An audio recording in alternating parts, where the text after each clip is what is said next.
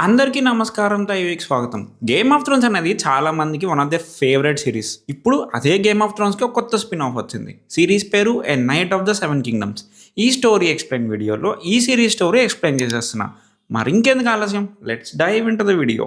ఈ series start అయ్యేది Duncan అనే ఒక హెడ్జ్ నైట్‌తో. తన nickname Dunk. Usually 'Game of Thrones' యూనివర్స్‌లో నైట్స్ అనేవాళ్ళు ఏదో ఒక కింగ్ ఆర్ లార్డ్ దగ్గర వర్క్ చేస్తారు. కానీ అలా వర్క్ చేయకుండా రోడ్డు మీద వెళ్తూ అలా అలా ఫ్రీలాన్సింగ్ చేసే వాళ్ళని హెడ్జ్ నైట్స్ అంటారు. ప్రతి నైట్‌కి హెల్పర్ లాగా స్క్వైర్ అని ఒకళ్ళుంటారు. ఈ స్క్వైర్‌కి నైట్స్ దగ్గర ట్రైనింగ్ అయ్యాక వాళ్ళు కూడా ఫ్యూచర్‌లో నైట్స్ అవుతారు. ఈ నైట్ అండ్ స్క్వైర్ బాండింగ్ అనేది ఎంత ఇంపార్టెంట్, అలానే అసలు నైట్ అంటే ఎలా ఉండాలి అనే థీమ్స్ మీద ఈ సిరీస్ అంతా వెళ్తది. మన హీరో అయిన డంకన్ ఈ సిరీస్ స్టార్టింగ్‌లో ఒక స్క్వైరే. కానీ తన మాస్టర్ అయిన సర్ అర్లన్ ఆఫ్ పెనిట్రీ చనిపోతాడు. ఆయన్ని పూడ్చిపెట్టాక డంకన్‌కి ఒకటి అనిపిస్తది. ఆయన సాధించలేని గ్లోరీని నేను సాధిస్తా అనుకుంటాడు. నైట్‌గా తన వర్త్ నిరూపించుకోవడానికి ఏదో ఒక లార్డ్ దగ్గర జాబ్ వస్తది అనుకుంటాడు. కానీ తనొకడు ఉన్నాడని తెలియాలి కాబట్టి యాష్‌ఫోర్డ్ అనే ప్లేస్‌లో జరుగుతున్న ఒక టోర్నీలో పార్టిసిపేట్ చేద్దాం అనుకుంటాడు. ఈ టోర్నీలో మొత్తం 7 కింగ్డమ్స్ నుంచి ఉన్న చాలా మంది నైట్స్ పార్టిసిపేట్ చేయడానికి, అలానే చాలామంది లార్డ్స్ చూడడానికి వస్తారు. సో అంతమందిలో ఎవరో ఒకరిని ఇంప్రెస్ చేయడమే డంక్ టార్గెట్. కానీ అసలు ఈ టోర్నీలో ఏం చేయాలి? బేసికల్లీ ఇదొక జౌస్టింగ్ టోర్నమెంట్. జౌస్టింగ్ అంటే ఇద్దరు నైట్స్ వాళ్ళ గుర్రాల మీద కూర్చొని చేతుల్లో ల్యాన్స్, అదే ఒక బల్లెం లాంటి వెపన్ని పట్టుకొని ఆపోజిట్ సైడ్స్లో హార్స్ రైడింగ్ చేసుకుంటూ వస్తారు. వీళ్ళలో ఎవరైతే వాళ్ళ ల్యాన్స్ యూజ్ చేసి అవతల వాళ్ళని గుర్రం మీద నుంచి కింద పడేస్తారో వాళ్ళే విన్నర్. ఈ మ్యాచెస్ ఎంత డెడ్లీ అంటే ఎయిదర్ ఒకళ్ళు చనిపోవాలి ఆర్ సరెండర్ అని అనౌన్స్ చేయాలి. అప్పటిదాకా మ్యాచ్ ఆగదు. అందుకే ఇది చాలా డేంజరస్. ఆ టోర్నీకి వెళ్ళే దారిలో డంక్ ఒక ఇన్ దగ్గర ఆగుతాడు. ఇన్ అంటే బేసికల్లీ ఒక హోటల్ టైప్. ఆ ఇన్లో ఎంటర్ అవగానే గుండేసుకుని ఉన్న ఒక పిల్లోడు కనిపిస్తాడు. ఆ పిల్లోడి పేరే ఎగ్. ఆ ఇన్లో పనిచేసే కిడ్ అనుకొని డంక్ వాడికి పని చెప్పేస్తాడు. తన గుర్రాలకి మేత ఏమంటాడు. అలా చెప్పేసి తినడానికి వెళ్తాడు. లోపలికి వెళ్ళాక డంక్కి ఒక టార్గేరియన్ లార్డ్ కనిపిస్తాడు. తను ఫుల్గా తాగేసి పడిపోయి ఉంటాడు. డంక్ మాత్రం మనకెందుకు వచ్చిందిలే అన్నట్టు ఉంటాడు. తినేసి వెళ్ళిపోతుంటే ఆ పిల్లోడు తను కూడా డంక్తో పాటు వచ్చేస్తా అంటాడు. డంక్ ఫస్ట్ నో అని చెప్తాడు. కానీ ఆ పిల్లోడు చాలా క్యూట్‌గా అడుగుతాడు. ప్లస్ డంక్‌కి కూడా స్క్వైర్స్ ఎవరు ఉండరు. సో జాలిపడి సరే తీసుకెళ్తా అంటాడు. అలా డంక్ అండ్ ఎగ్ కలిసి వాళ్ళ జర్నీ స్టార్ట్ చేస్తారు. యాష్‌ఫోర్డ్‌లో టోర్నీ జరిగే చోటికి వెళ్తారు. అక్కడ ఈ గేమ్స్ ఆర్గనైజ్ చేసే అతనితో డంక్ మాట్లాడడానికి వెళ్తాడు. ఆర్గనైజర్ అయితే డంక్‌ని ఒకటే అడుగుతాడు. అసలు నువ్వు నైట్ అని ప్రూఫ్ ఏంటి? ఎవరన్నా చూసారా అని. డంక్ అయితే లేదు, ఎవరు చూడలేదు. సార్ అర్లన్ చనిపోయే ముందు నన్ను నైట్ చేసి పోయారు అంటాడు. విట్నెస్ ఎవరు లేరు కాబట్టి నువ్వు పార్టిసిపేట్ చేయడం అవ్వదు. పోనీ నువ్వు మీ మాస్టర్ చాలామంది లార్డ్స్ దగ్గర వర్క్ చేశారు అన్నారు కదా! వాళ్ళలో ఎవరైనా నిన్ను గుర్తుపడితే అప్పుడు ఎంటర్ అవ్వచ్చు అని చెప్తాడు. డంక్ ఓకే చెప్పేసి బయటకొచ్చేస్తాడు. వాళ్ళు సర్వ్ చేసిన లార్డ్స్ దగ్గరికి వెళ్లి అడుగుతూ ఉంటాడు. కానీ ఎవ్వరు గుర్తుపెట్టుకోరు అండ్ ఎవ్వరు నమ్మరు.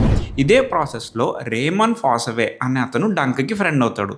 నువ్వు అలసిపోయి ఉంటావు, ఒక చోటికి తీసుకెళ్తా అని చెప్పి బెరాథియన్ టెంట్‌కి తీసుకెళ్తాడు. అక్కడే మనం ఫస్ట్ టైం లయనల్ బెరాథియన్‌ని చూస్తాం. 'Game of Thrones' main time లైన్‌లో రాబర్ట్ బెరాథియన్ కింగ్ కదా! ఈ లయనల్ బెరాథియన్ రాబర్ట్‌కి గ్రేట్ గ్రాండ్ ఫాదర్. ఇక్కడ డంక్ అండ్ లయనల్ కలిసి పార్టీ చేసుకుంటారు. ఒక రకంగా ఇద్దరు కొంచెం ఫ్రెండ్లీ అవుతారు. ఆ తర్వాత రోజు మార్నింగ్ మనకి సిరీస్‌లో ఉన్న టార్గెరియన్ ఫ్యామిలీ ఇంట్రడక్షన్ వచ్చేస్తది. ఈ టోర్నమెంట్ చూడడానికి ప్రిన్స్ బేలార్ అండ్ ప్రిన్స్ మేకర్ వస్తారు. మోర్ లైక్ వాళ్ళ ఫాదరే పంపిస్తాడు. ఈ షో టైంకి ఐరన్ థ్రోన్ మీద ఉన్నది డేరాన్ ద సెకండ్. యాష్‌ఫోర్డ్‌కి వచ్చిన బేలార్ అండ్ మేకర్‌తో పాటు బేలార్ కొడుకైన వలర్, అలానే మేకర్ కొడుకులు డేరాన్ అండ్ ఎయిరియాన్ కూడా వస్తారు. డంక్ ఎలానో అందరిని అడుగుతూ ఉంటాడు. సార్ అర్లన్ గుర్తున్నాడా లేడా అని చెప్పేసి. అలానే టార్గెరియన్ ప్రిన్స్‌ని కూడా అడుగుదాం అనుకుంటాడు. ఒక మెయిడ్‌ని ఫాలో అవుతూ ఇద్దరు ప్రిన్సెస్ ఉన్న రూమ్ బయట నించొని సీక్రెట్‌గా వింటూ ఉంటాడు. ప్రిన్స్ మేకర్ వాళ్ళిద్దరు కొడుకులు మిస్ అయ్యారు అని అందరూ కంగారు పడుతూ ఉంటారు. బేలార్ మాత్రం డేరాన్ ఆల్రెడీ చాలా సార్లు ఇలా చేశాడు, తిరిగొచ్చేస్తాడులే అని నాతో చెప్తూ ఉంటాడు. డేరాన్ ఎవరో కాదు, ఇన్‌లో డంక్ చూసిన తాగుబోతు. డేరాన్ ఎందుకు ఇలా తాగుతూ ఉంటాడంటే టార్గెరియన్‌లో కొంతమందికి ఫ్యూచర్ ఈవెంట్స్ డ్రీమ్స్ అండ్ విజన్స్‌లో వస్తూ ఉంటాయి. ఈ మెంటల్ టార్చర్ తట్టుకోలేక వాళ్ళు ఏదో ఒక అడిక్ట్స్‌లా మారిపోతారు. డేరాన్ కూడా వీళ్ళలో ఒకడు. ఈలోపు డంక్ అలా డోర్ పక్కనే ఉండడం చూసి లోపలికి రమ్మని ఆజ్ఞాపిస్తారు. డంక్ భయపడుతూ లోపలికెళ్తాడు. ఫస్ట్ ఎనిమీ స్పై ఏమో అనుకుంటారు. కానీ డంక్ అయితే వచ్చిన పని చెప్పేస్తాడు. సర్ప్రైజింగ్‌లీ ప్రిన్స్ బేలార్‌కి సర్ అర్లన్ గుర్తుంటాడు. అంత గొప్ప ప్రిన్స్ అయినా కూడా ఒక కామన్ హెడ్జ్ నెట్‌ని గుర్తుపెట్టుకున్నాడు. అదే బేలార్ గొప్పతనం. ఇన్‌ఫాక్ట్ రోమ్‌లో చాలామందికి బేలార్ అంటే ఇందుకే ఇష్టం. చాలా మంచివాడు, ఆనరబుల్ మ్యాన్. ఇన్‌ఫాక్ట్ అసలు ఎగాన్ ద కాంకరర్ తర్వాత అంత గొప్ప కింగ్ అవుతాడు అనుకునేవాళ్ళు. ప్రిన్స్ బేలోరే చెప్పేసాక ఏముంది, మన డంక్ పేరు లిస్ట్‌లో ఏసేస్తారు. అలా హ్యాపీగా బయటకొచ్చేస్తాడు డంక్. టోర్నమెంట్ జరిగే ప్లేస్‌కెళ్తాడు. అక్కడ ఎగ్ ఆల్రెడీ ఒక పప్పెట్ షో చూస్తూ ఉంటాడు. ఇక్కడే డంక్ అండ్ ఎగ్ ఆ పప్పెట్ షో చేసే అమ్మాయిని కలుస్తారు. ఆమె పేరు టాన్సెల్. ఆమెకి పెయింటింగ్ గూడా వచ్చు. డంక్ ఏమో తన షీల్డ్ మీద ఒక ఎల్మ్ ట్రీ సింబల్ పెయింట్ చేయమని ఇస్తాడు. అలానే టోర్నీలో పార్టిసిపేట్ చేయడానికి డంక్‌కి ఆర్మర్ గావాలి. స్టీలీ పేట్ అని ఒక బ్లాక్ స్మిత్ దగ్గరికెళ్తాడు. కానీ డంక్ దగ్గర డబ్బులుండవు. అందుకే తన 3 హార్సెస్‌లో ఒక హార్స్‌ని అమ్మేసి ఆ డబ్బులతో ఆర్మర్ కొందాం అనుకుంటాడు. ఆ రోజు నైటే టోర్నమెంట్ స్టార్ట్ అవుతది. ఫస్ట్ రౌండ్‌లో గ్రేట్ హౌసెస్ అందరూ పార్టిసిపేట్ చేస్తారు. ఫస్ట్ రౌండ్‌లో ఆ బ్లడ్ అండ్ వైలెన్స్ చూసాక డంక్ అండ్ ఎగ్ ఇద్దరికీ డౌట్స్ వస్తాయి. ఎగ్ ఏమో పిల్లోడు. ఆ లాన్స్ అనేది అస్సలు అందించగలడా లేదని డౌట్ పడతాడు. అలానే డంక్‌కేమో వాళ్ళ మాస్టర్ చావు గుర్తొచ్చి ట్రామాటిక్ ఫీల్ అవుతాడు. నెక్స్ట్ రోజు మార్నింగ్ ఎగ్‌లో కొత్త డెడికేషన్ కనిపిస్తది. ఎలా అయినా డంక్‌కి హెల్ప్ చేయాలని డిసైడ్ అవుతాడు. వాళ్ళు యూజ్ చేసే థండర్ అనే హార్స్‌తో కలిసి ట్రైన్ చేస్తూ ఉంటాడు. ఇదే టైంలో ఎగ్‌కి సర్ రాబిన్ రైజ్లింగ్ అనే ఇంకొక నైట్‌తో పరిచయం అవుతది. సర్ రాబిన్ కూడా టార్గెరియన్స్ కిందనే సర్వ్ చేస్తాడు. ఇక్కడే ఎగ్ అండ్ డంక్ ఇంకా క్లోజ్ అవుతారు. ఒక మంచి mentor and mentee relationship form అవుతది ఇద్దరికి. డంక్‌కి ఎగ్‌ని చూస్తే తన చిన్నప్పుడు వెర్షనే గుర్తొస్తది. అందుకే ఎగ్‌ని మంచిగా చూసుకుంటాడు. ఇదే టైంలో గేమ్స్ ఆర్గనైజర్ సీక్రెట్‌గా డంక్‌తో మాట్లాడాలి అని వస్తాడు. బేసికల్లీ మ్యాచ్ ఫిక్సింగ్ చేయడానికి ట్రై చేస్తాడు. ఒకవేళ డంక్ ఒప్పుకుంటే తనకు కూడా ప్రాఫిట్‌లో షేర్ ఇస్తా అంటాడు. కానీ డంక్ మాత్రం ఒప్పుకోడు. ఒక నైట్ అంటే ఆనరబుల్‌గా ఉండాలి. సో నేను ఇలాంటివి చెయ్యను అని చెప్పేస్తాడు. సెకండ్ డే ఆఫ్ టోర్నమెంట్‌లో మనం ఫస్ట్ టైమ్ ఏరియాన్‌ని చూస్తాం. ఏరియాన్ ప్రిన్స్ మేకర్ వాళ్ళ రెండో కొడుకు. ఏరియాన్ మైండ్ ఎలా ఉంటదంటే అసలు వాడు మనిషే కాదు. నేను మనిషి రూపంలో పుట్టిన డ్రాగన్ అని నమ్ముతుంటాడు. ఈ రోజు రౌండ్‌లో ఈ ఏరియాన్‌కి అలానే హార్డింగ్ హౌస్‌కి చెందిన సర్ హంఫ్రీకి ఒక మ్యాచ్ పడతది. సర్ హంఫ్రీ చాలా ఎక్స్‌పీరియన్స్‌డ్ నైట్. కానీ ఏరియాన్ మాత్రం ఆయన్ని డైరెక్ట్‌గా అటాక్ చేయకుండా ఆయన హార్స్‌ని అటాక్ చేస్తాడు. గుర్రం కింద పడతది. హంఫ్రీ కాలు ఇరిగిపోతది. ఒక నైట్ అనేవాడు ఇలా దొంగ దెబ్బ తీయడం అనేది చాలా డిజానరబుల్. అందుకే చూసే జనాలకు కోపం వచ్చేస్తది. ఒక్కడేమో ఏరన్ మీద రాయిసిరేస్తాడు. ఇంకా సిట్యుయేషన్ ఔట్ ఆఫ్ కంట్రోల్ అయ్యేలా ఉందని కింగ్స్ గార్డ్ వచ్చి మొత్తం కంట్రోల్ చేసేస్తారు. ఆ రోజుకి ఈవెంట్స్ అన్నీ క్యాన్సిల్ చేసేస్తారు. ఎలానో ఈవెంట్స్ లేవు కదా అని డంక్ అండ్ రేమన్ కలిసి మాట్లాడుకుంటూ చిల్ అవుతూ ఉంటారు. ఎగ్‌కేమో పప్పెట్ షోస్ అంటే ఇష్టం కదా! సో టాన్సెల్ చేసే పప్పెట్ షోకి ఎళ్తాడు. కానీ అదే పప్పెట్ షో చూడడానికి ఏరియన్ కూడా వస్తాడు. ఆ పప్పెట్ షోలో ఒక పప్పెట్ డ్రాగన్ చనిపోతున్నట్టు పెడతారు. కానీ అది చూసి ఏరియన్ అఫెండ్ అయిపోతాడు. చెప్పా కదా! వాడే డ్రాగన్ అని ఫీల్ అయిపోతాడని. ఆ ఫీల్ అవ్వడం వల్లే పర్సనల్ తీసేసుకుంటాడు. టాన్సెల్‌ని కొడతాడు. ఒక్కొక్కటిగా ఆమె వేలు విరిచేస్తాడు. అదే టైంలో ఎగ్ పరిగెత్తుకుంటూ వెళ్లి డంక్‌ని పిలుచుకొచ్చేస్తాడు. మన డంక్ ఏమో మోస్ట్ ఆనరబుల్ నైట్ ఆడవాళ్ళని, పిల్లల్ని ప్రొటెక్ట్ చేయాలని ఓత్ తీసుకొని ఉంటాడు. ఇంకా ఏరియాన్ అలా ఆమెని హర్ట్ చేస్తుంటే చూస్తుండలేక వెళ్లి ఏరియాని కొట్టేస్తాడు. వెంటనే ఏరియాన్ బాడీగార్డ్ డంక్‌ని పట్టేసుకుంటారు. డంక్‌ని అక్కడే చంపేద్దామని చూస్తారు. కరెక్ట్‌గా అప్పుడే ఎగ్ వచ్చి అందరిని ఆగమంటాడు. గార్డ్స్‌ని పేరుతో సహా పిలుస్తాడు. డంక్‌ని వదలకపోతే మా ఫాదర్‌కి కంప్లెయింట్ చేయాల్సొస్తది అంటాడు. అప్పుడు తెలుస్తది ఎగ్ ఎవరో కాదు ఏగాన్ అని. మేకర్ తప్పిపోయిన ఇద్దరు కొడుకుల్లో చిన్నవాడే ఏగాన్. ఇందులో డేరామ్ తాగి పడిపోతే డంక్‌తో కలిసి వచ్చేస్తాడు. డంక్‌ని జైల్‌లో వేసేస్తారు. డంక్‌ని చూడ్డానికి ఎగ్ ఎళ్తాడు. కానీ డంక్ మాత్రం ఎగ్‌ని ఫుల్‌గా తిట్టేస్తాడు. నన్ను మోసం చేసావు కదా అని బాధపడతాడు. కానీ ఎగ్ బాధపడడం చూసి ఎగ్‌ని క్షమించేస్తాడు. అదే టైంలో ప్రిన్స్ బేలార్ పిలిచాడు అనేసి డంక్‌ని ఆయన దగ్గరికి తీసుకెళ్తారు. ఇక్కడే బేలార్ డంక్‌కి ఒక షాక్ ఇస్తాడు. మేకర్ క్యాసిల్‌కి రిటర్న్ అయ్యాడని చెప్తాడు. అలానే ఇన్‌లో దాగి పడిపోయిన డేరాన్ ఏమో డంకే ఎగ్‌ని కిడ్నాప్ చేసేసాడు అని చెప్తాడు. ఇలా ఎక్స్‌ట్రాగా కిడ్నాపింగ్ చార్జ్ కూడా యాడ్ అవుతది. కానీ డంక్ మాత్రం భయపడకుండా చెప్పేస్తాడు. ఒకవేళ ఒక ఇన్నోసెంట్ మనిషి మీ కళ్ళ ముందే అలా కొడుతూ ఉంటే చూస్తూ ఊరుకుంటారా అని. డంక్‌లో ఈ మంచితనమే బేలార్‌కి నచ్చుతది. ఈలోపు డంక్‌ని రాయల్ ఫ్యామిలీ అందరి ముందుకి తీసుకొస్తారు. డంక్ ఒక ప్రిన్స్‌ని కొట్టాడు కాబట్టి చెయ్యి తీసేయాలి. తన్నాడు కాబట్టి కాలు తీసేయాలి అంటారు. డంక్ మాత్రం నాకు ట్రయల్ బై కాంబాట్ డిమాండ్ చేసే రైట్ ఉంది. సో ఏరియాన్‌తో నాకు ట్రయల్ బై కాంబాట్ కావాలి అంటాడు. ఏరియాన్ సంగతి తెలిసిందేగా. ఆడు ఫస్ట్ నుంచి డిజానరబులే. నీతి లేని డ్రాగన్ అండి ఆడు. ట్రయల్ బై కాంబాట్ నేను ఒప్పుకోను. ట్రయల్ బై 7 అయితేనే ఒప్పుకుంటా అంటాడు. ఆ మాటకి అందరూ షాక్ అవుతారు. ట్రయల్ బై 7 అనేది చాలా ఏన్షియంట్ కస్టమ్. వెస్టెరోస్‌లో 7 గాడ్స్ ఉంటారు కదా! న్యూ గాడ్స్ అని కూడా అంటారు. ఈ 7 గాడ్స్‌ని రిప్రజెంట్ చేస్తూ ట్రయల్ బై 7 అనేది ఉంటది. నింద వేసిన వాళ్ళు 7 మెంబర్స్ ఒక సైడ్ అయితే, నింద వేయబడ్డ వాళ్ళ 7 మెంబర్స్ టీమ్ ఇంకొక సైడ్. ఏరియాన్ సైడ్ ఈజీగానే వచ్చేస్తారు 6 మెంబర్స్. ఎంతైనా టార్గెరియన్ ప్రిన్స్ కదా! కింగ్స్ గార్డ్ హెల్ప్ చేస్తారు. బాగా స్కిల్స్ ఉన్న నైట్స్ ఎవరో ఒకళ్ళొస్తారు. కానీ డంక్‌కి ఎవరు తెలుసు? డంక్ కూడా ఇదే అంటాడు. నాకెవరు తెలీదు కదా! ఇది చాలా అన్యాయం అని అంటాడు. కానీ ఏరియన్ మాత్రం నువ్వు ఫైట్ చేసే రీజన్ కరెక్ట్ అయితే నీ సైడ్ కూడా ఫైట్ చేయడానికి ఎవరో ఒకళ్ళు వస్తారు కదా! లేకపోతే ఆ దేవుళ్ళే నీదే తప్పని డిక్లేర్ చేసేసినట్టే. అప్పుడు నీ లైఫ్ అనేది తీసేస్తాం అని చెప్పేస్తాడు. డంక్‌కి ఇంకా వేరే చాయిస్ లేదు. పొద్దున కల్లా ఇంకో 6 మెంబర్స్‌ని ఎతికి పట్టుకోవాలి. ఏం చేయాలో తెలియక టెన్షన్ పడుతూ ఉంటాడు. కానీ అదే టైంలో రేమన్ వస్తాడు. డంక్‌ని వాళ్ళ టెంట్‌లోకి తీసుకెళ్తాడు. అక్కడ రేమన్ వాళ్ళ కజిన్ అయిన స్టెఫాన్ కూడా ఉంటాడు. రేమన్ ఇంకా నైట్ గాదు. సో, తను పార్టిసిపేట్ చేయలేడు. కానీ స్టెఫన్ మాత్రం డంక్ రీజన్ కరెక్టే గాబట్టి డంక్ సైడ్ ఫైట్ జేస్తా అంటాడు.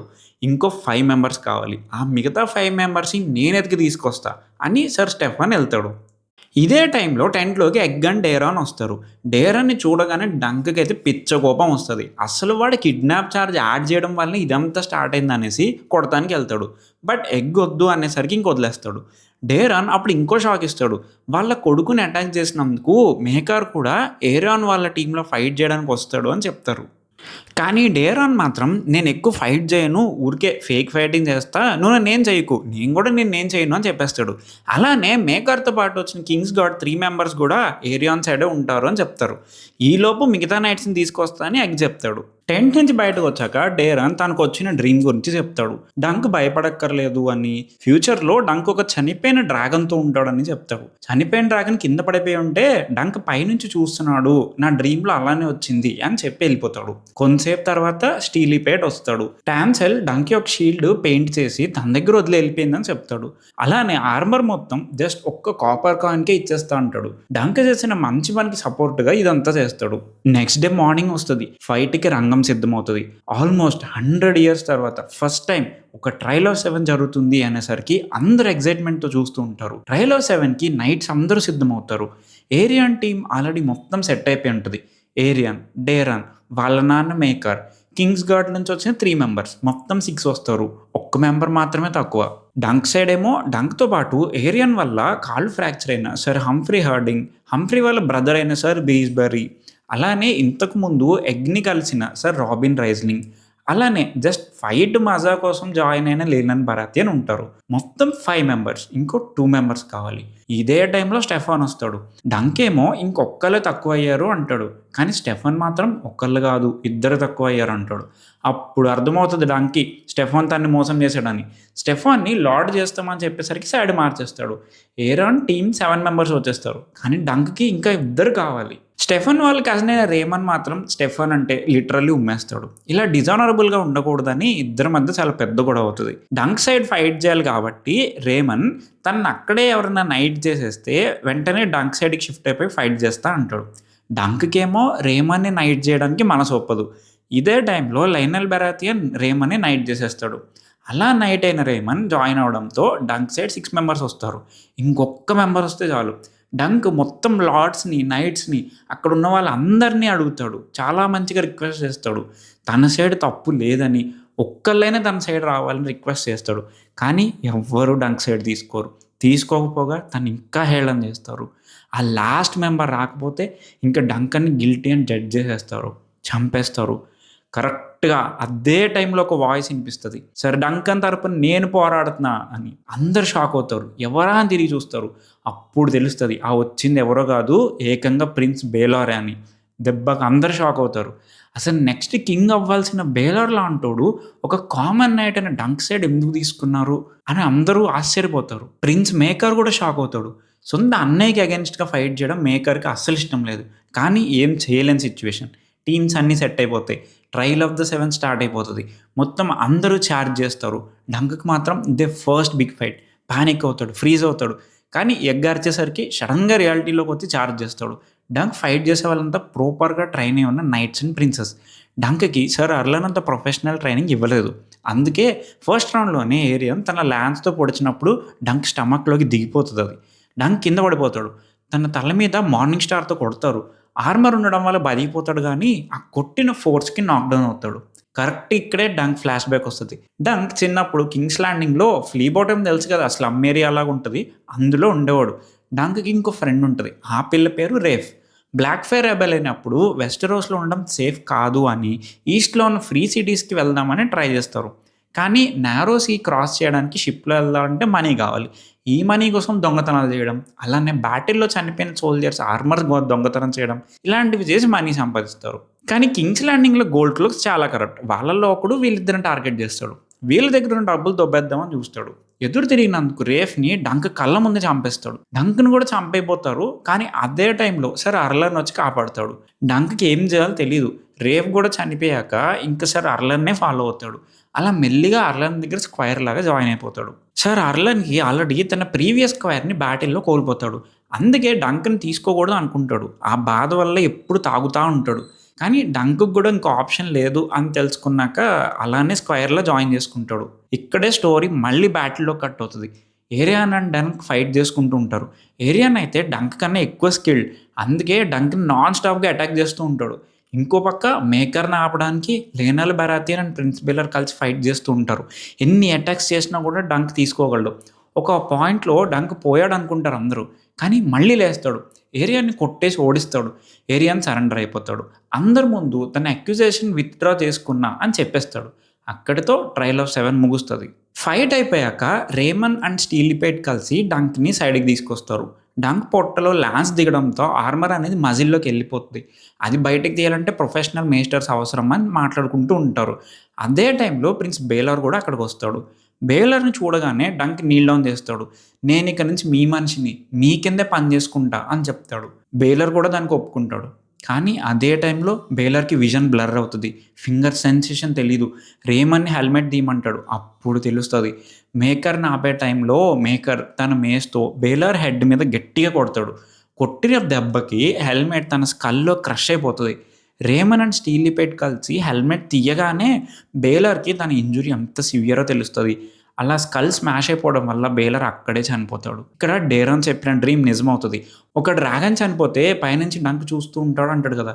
ఇక్కడ కూడా బేలర్ చనిపోతే డంక్ మాత్రం తన బాడీని పట్టుకొని బేలర్‌ని చూస్తూ ఉంటాడు. యాష్‌ఫోర్డ్ మొత్తం ట్రాజెడీ అలుముకుంటది. బేలర్ చావుకి డంక్ అండ్ మేకరే కారణం అని అందరూ అనుకుంటూ ఉంటారు. డంక్ మాత్రం సాడ్‌గా ఒక చెట్టు కింద అలా పడుకొని ఉంటాడు. అదే టైంలో లేనల్ బరాథియన్ వస్తాడు. డంక్‌ని తనతో పాటు వచ్చేయమంటాడు. తన దగ్గరే నైట్‌లో జాయిన్ అయిపోమంటాడు. కానీ డంక్ మాత్రం నో చెప్తాడు. మేకర్ డంక్‌తో మాట్లాడాలి అని పిలిపిస్తాడు. తన చిన్న కొడుకు ఎగ్‌కి డంక్ అంటే ఇష్టం ఉంది కాబట్టి సమ్మర్ హాల్‌కొచ్చేస్తే ఇద్దరు కలిసి ట్రైనింగ్ తీసుకోవచ్చు అని చెప్తాడు. కానీ డంక్ మాత్రం దీనికి ఒప్పుకోడు.